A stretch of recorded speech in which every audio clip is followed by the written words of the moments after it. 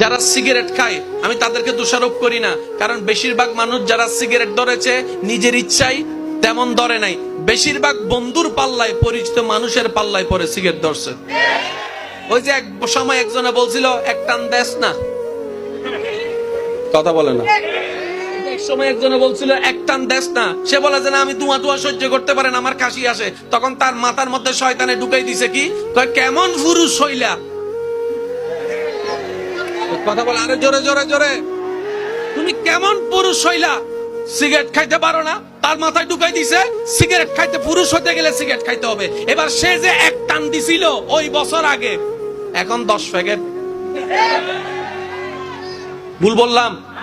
বেশিরভাগ নেশা, বেশিরভাগ খারাপ অভ্যাস আমাদের ভিতর ঢুকেছে পরিচিত মানুষের মাধ্যমে, যাদেরকে বন্ধু বলেছে ওই বন্ধুর মাধ্যমে। আজকে যখন সেই বন্ধুর পাল্লায় পরে ধরা, সিগারেটের কারণে যখন ক্যান্সারের রোগ